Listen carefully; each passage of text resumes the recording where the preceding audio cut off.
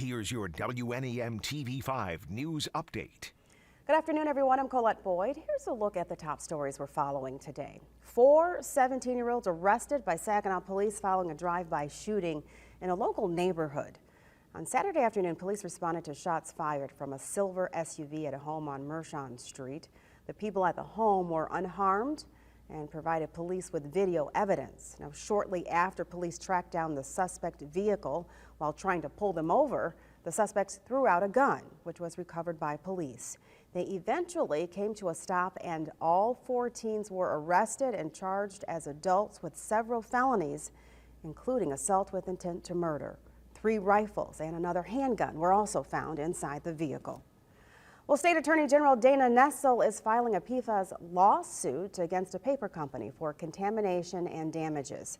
Nessel says Domtar Industries Incorporated runs mills in Michigan, several states, and Canada.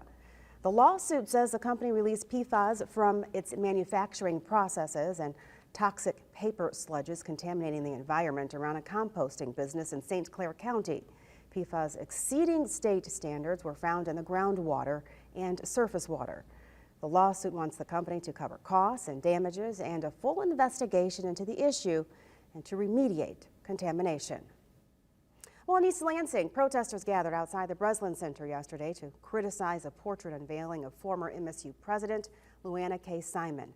Protesters are upset the MSU Board of Trustees held a private event to honor Simon, who served as MSU's president from 2005 until she resigned in 2018 at the peak of the Larry Nassar scandal.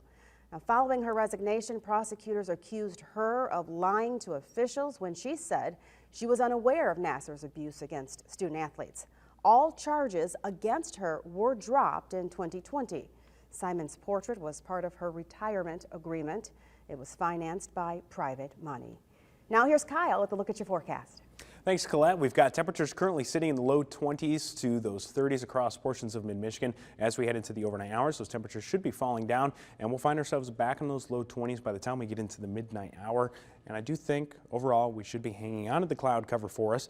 But a look at the hour by hour does show us that we have the chance for some clearing as we get into the overnight hours. Here's your afternoon into the evening. You can see those temperatures starting to fall down. Look at where we end up as we get into early tomorrow morning. We should be talking about the teens for just about everybody down there, and we will be waking up quite chilly, but we do have some relief as we get into the afternoon hours back into those upper 20s for us, and we'll have the cloud cover returning into the forecast as well. Of course, we also have a pretty active forecast as we get into the end of the work week with the storm system moving into the Great Lakes. Have a lot of cold air to work with there, and you can see where the rain and the snow is really splitting mid-Michigan right in half there. So exactly who sees what and when is a little bit in the question right now. It all depends on where that storm tracks, so we're keeping a very close eye on that. What we do know is eventually the storm system will shift to the northeast and kind of kick that warm air out of the area, and more cooler air will filter into the backside, allowing all of us to change over to snow. So all of us will see some snow from this system, but exactly how long does the rain stick around, exactly who sees that rain, those are all questions